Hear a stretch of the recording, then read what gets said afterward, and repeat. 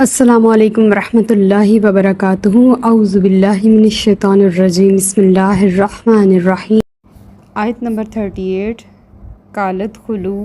اللہ تعالیٰ فرمائے گا داخل ہو جاؤ، فی اممن، ان امتوں میں، قد خلت جو گزر چکی، من قبلکم تم سے پہلے، من الجنی جنوں، والانسی اور انسانوں سے، فی النار دوزخ میں، کلما جب کبھی، دخلت داخل ہوگی، امتن کوئی امت یا جماعت، لعنت اختہا تو وہ لعنت بھیجے گی دوسری امت پر، حتیٰ یہاں تک کہ عزت دارکو جب جمع ہو جائیں گے، فیہا اس میں، جمیعاً سب امتیں، قالت تو کہے گی، اخراہم آخری امت، لأولاہم اپنی پہلی امتوں کے متعلق، ربنا اے ہمارے رب، ہاؤلائی یہ وہ لوگ ہیں، اضلونا جنہوں نے ہمیں گمراہ کیا، فآتیہم پس دے انہیں، عذاباً ضعفاً دگنا عذاب، من النار آگ سے، قالا اللہ تعالیٰ فرمائے گا، لکل ضعف ہر ایک کے لیے دگنا ہے، ولکن لا تعلمون لیکن تم نہیں جانتے۔ یہ اس وقت کا تذکرہ ہے جب زمانے ختم ہو جائیں گے، زمین و آسمان کے چکر، صبح و شام کے چکر، اور یہ سب ختم ہو جائے گا، اور جنتوں اور دوزخوں کے فیصلے ہو چکے ہوں گے، اور کائنات کے سب لوگ اپنے اپنے مقام پر سمٹ جائیں گے جس مقام کے لیے وہ پیدا ہوئے ہیں۔ بڑا ہی یہ وہ لمحہ ہوگا کہ جس میں ہماری ساری زندگی ہماری نظروں کے سامنے آ جائے گی ایک لمحے کے لیے، کہ اللہ تعالیٰ امتوں کو دوزخوں میں داخل کرے گا، یعنی کہ جو ان کے پیشوا ہوں گے یا جو ان کے علم بردار ہوں گے، لیڈرز ہوں گے، وہ ہر جماعت پورے ان کے ساتھ جو گمراہوں کی جماعت ہوگی وہ سارے مل کے دوزخ میں جائیں گے۔ تو جب ایک جماعت چلی گئی، سمجھ لیں کہ میں مثال کے طور پہ بیان کر رہی ہوں کہ مشرکین کی جماعت گئی، پھر اس کے بعد ہندوؤں کی جماعت چلی گئی، پھر اس کے بعد پارسی مذہب کی چلی گئی، عیسائیوں کی چلی گئی، یا اس طرح جماعت در جماعت جب لوگ چلے جائیں گے، اور جب ساری امتیں دوزخ میں داخل ہو جائیں گی، تو وہ جو آخری امت ہوگی وہ کہے گی کہ مولا یہ جو مجھ سے پہلی امت تھی نا، اس نے مجھے گمراہ کیا۔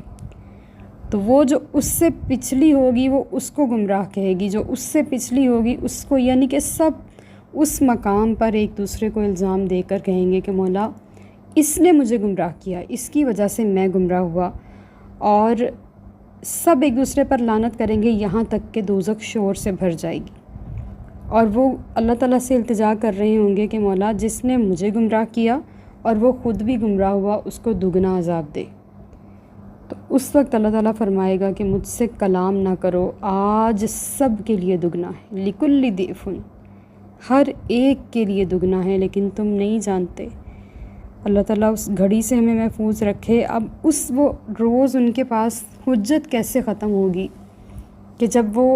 پہلوں جنہوں نے گمراہ کیا وہ پچھلوں یعنی کہ گمراہ ہونے والوں سے کہیں گے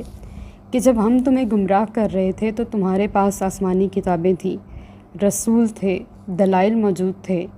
دن رات کا ہوتے دیکھ رہے تھے، اللہ کی شان روزانہ دیکھ رہے تھے، تم ہماری بات ہی نہ مانتے، تم اپنے سیدھے عقیدے پر قائم رہتے، اس دین کو قبول کرتے جو اس وقت زمانے میں موجود تھا، تم نے کیوں گمراہی کا راستہ اختیار کیا؟ لہٰذا تم ہمیں الزام نہیں دے سکتے، ہم نے تو صرف تبلیغ کی، تم نے تو ہماری بات مانی، تو دونوں صورتوں میں ہم تمہارے ساتھ ہیں، تم ہمارے ساتھ ہو، لہٰذا ہر ایک کے لیے دگنا عذاب ہے۔ حجت تمام ہو جائے گی، اور وہ پھر اس کے اوپر صبر کر کے بیٹھ جائیں گے، اور ان کا چیخنا چنگارنا اور رونا چلانا صبر میں تبدیل ہو جائے گا، اور وہ اس میں رہتے رہتے اس کے عادی ہو جائیں گے۔ ربنا لا تجعلنا منہم، اللہ ہر مسلمان کو اس دوزخ سے محفوظ رکھے جو بہت گہری ہے۔ آیت نمبر 39۔ وقالت اور کہیں گی، اولاہم پہلی امتیں، لاخراہم اپنی پچھلی امتوں سے، فما کانا نہیں ہے، لکم تمہیں، علینا ہم پر، من فضل کوئی فضیلت، فذوقوا پس چکھو، العذاب عذاب کو، بما کنتم تکسبون اس لیے کہ جو تم کیا کرتے۔ جو پہلی امتیں ہوں گی وہ اپنے لیڈر سے، اپنے پیشواؤں سے کہیں گے کہ ہم آپ کی وجہ سے گمراہ ہوئے، آپ گمراہ تھے تو ہم نے آپ کی بات مانی۔ وہ جو پہلی امتیں ہوں گی اور ان کے لیڈرز ہوں گے، وہ وہی بات کہ وہ یہی کہیں گے کہ آج کسی کو کسی پر فضیلت نہیں ہے، آج سب کو اپنا کیا چکھنا ہے، چاہے کسی کی بات مان کر چکھا ہے، چاہے اپنی مرضی سے چکھا ہے، لیکن جو گمراہی اختیار کی ہے آج اس کا مزہ ہمیں چکھنا ہوگا، جو کچھ اعمال کیے ہیں اس کا جواب ہمیں دینا ہوگا۔ ربنا لا تجعلنا منہم۔ آیت نمبر 40، ان الذین، بے شک وہ لوگ، کذبوا، جنہوں نے جھٹلایا بھی آیاتنا، ہماری آیتوں کو، واستکبروا، اور تکبر کیا، عنہا، ان سے، لا تفتح، نہیں کھولے جائیں گے، لہم، ابواب، ان کے لیے دروازے، السمائی، آسمان کے، ولا یدخلون، اور نہیں داخل ہوں گے، الجنت، جنت میں، حتیٰ، یہاں تک کہ، یلج الجمل، داخل نہ ہو جائے اونٹ، فی سم الخیاط، سوئی کے ناکے میں، وکذالک، اور اسی طرح، نجزی المجرمین، ہم جزا دیتے ہیں جرم کرنے والوں کو۔ اللہ تعالیٰ اس آیت میں مثال بیان فرما کے ہمیں سمجھا رہے ہیں کہ مثال دینا اللہ کی سنت ہے، اور قرآن پاک میں بڑی ہی خوبصورت مثالیں ہیں، اور یہ ہمارے پاس ایک اسائنمنٹ بھی تھی کہ قرآن پاک میں اللہ نے جو مثالیں بیان فرمائی ہیں ان کو ڈیٹیل کے ساتھ لکھیں، تو جب لکھے تو وہ بہت ہی خوبصورت اور ناقابل بیان مثالیں ہیں جو اللہ پاک نے قرآن پاک میں ہماری اصلاح کے لیے، یا اس میں مزید خوبصورتیاں داخل کرنے کے لیے اور ہماری توجہ کو ادھر لانے کے لیے بیان فرمائی ہیں۔ اللہ تعالیٰ فرما رہے ہیں کہ جو بد نصیب ہیں، ظاہر ہے وہ بد نصیب ہی ہے جو خود کو جنت کا مستحق نہ کر سکا، تو ان پر نہ تو اللہ تعالیٰ کی طرف سے کوئی خیر نازل ہوگی، اور نہ ہی ان کے اعمال نیک بندوں کی طرح آسمان کی طرف اٹھائے جائیں گے، بلکہ جب یہ مریں گے تو ان کی روحوں کے لیے آسمان کے دروازے بھی نہیں کھولے جائیں گے، بلکہ ان کو سجین کی پستیوں میں لوٹا دیا جائے گا۔ ربنا لا تجعلنا منہم، پہلے تو روح نکلے گی ہی بڑی مشکل سے، اور جب نکل جائے گی تو اس کے لیے آسمان کا دروازہ نہیں کھولا جائے گا اور وہ پستیوں میں لوٹا دی جائے گی۔ اور پھر اللہ پاک نے مثال بیان فرما کے کہا کہ جس طرح سوئی کے باریک ناکے سے اتنا بڑا اونٹ نہیں نہ گزر سکتا، اسی طرح یہ جنت میں نہیں جا سکتے، یعنی کہ اتنا زیادہ کافر کا جنت میں جانا محال ہے اللہ کی طرف سے، اور یہ مجرموں کی سزا ہے، جرم کرنے والوں کی سزا ہے۔ ہم نے کچھ سال پہلے ایک اخبار میں پوسٹ دیکھی تھی جس میں کافر نے ہماری قرآن پاک کی اس مثال کو پینٹ کیا تھا، کافر آرٹسٹ نے، اس نے سوئی کا ناکا بنایا تھا اور اس ناکے کے اندر پورا اونٹ جو تھا نا وہ بنا دیا تھا پینٹ کر کے، بہت باریک سا، بڑی ہی زیادہ مہارت کے ساتھ اس نے یہ کر کے دکھایا تھا۔ تو پھر یہ مجرم پیشہ قوم کا ہی ہے کہ انہوں نے اونٹ کو ناکے میں داخل کر کے دکھا دیا کہ ہو سکتا ہے ناکے میں داخل، لیکن نہیں ہو سکتا، محال ہے۔ اسی طرح اہل کفر کا جنت میں جانا محال ہے۔ ربنا لا تجعلنا منہم، اللہ پاک ہمیں کامل ایمان کی زندگی اور کامل ایمان پر موت عطا فرمائے، آمین۔ لہم من جہنم، ان کے لیے جہنم میں ہی مہادن، بچھونا ہے، ومن فوقہم، اور اس کے اوپر غواش، اوڑھنا ہے، وکذالک نجزی الظالمین، اور اسی طرح ہم بدلہ دیتے ہیں ظلم کرنے والوں کو۔ اللہ تعالیٰ فرما رہے ہیں کہ جیسے پچھلی آیت میں ہم نے پڑھا کہ ان کا جنت میں جانا ایسے محال ہے جیسے سوئی کے ناکے میں اونٹ کا داخل ہونا، اور جہنم کا تذکرہ یہاں پہ تھوڑی سی ڈیٹیل کے ساتھ اللہ تعالیٰ بیان فرما رہے ہیں۔ اللہ پاک ہم سب کو اس سے محفوظ رکھے کہ جہنم مہاد ہوگا۔ مہاد کسے کہتے ہیں؟ مہاد الفراش کو کہتے ہیں، یعنی کہ فرش کا، بچھونا بھی آگ کا اور اوپر اوڑھنا بھی آگ کا، یعنی کہ اوپر تلے ہر جگہ آگ ہی آگ ہوگی، کہیں پاؤں رکھنے کی بھی ہے اللہ جگہ نہیں ہوگی، کہیں آگ سے نکل کر بھاگ جانے کا سکون نہیں ہوگا، ہر طرف اللہ کی طرف سے یہ آگ ہوگی، اور یہی ظالموں کی جزا ہے کہ جو کام انہوں نے اپنے رب کو ناراض کرنے کے لیے کیے، اپنے رب کی معرفت نہیں کی،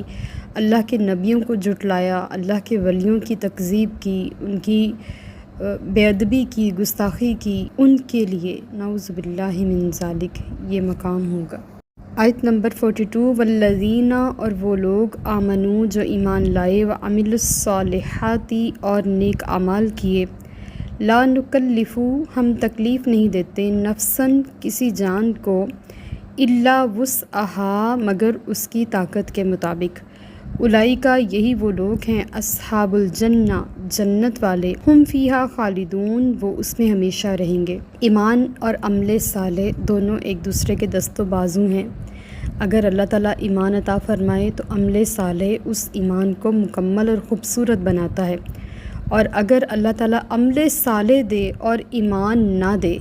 تو اس عمل صالح کا اجر صرف دنیا تک محدود رہ جاتا ہے۔ تو جو عمل صالح اور ایمان ہے وہ دونوں جہانوں کی کامیابی کا ذریعہ ہے۔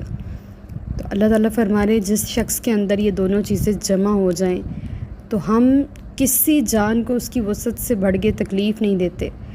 اگر کسی کے اوپر تھوڑی سی زیادہ کڑی آزمائش آ جاتی ہے تو اس پر تھوڑا سا بڑا اس کا حوصلہ کر دیا جاتا ہے،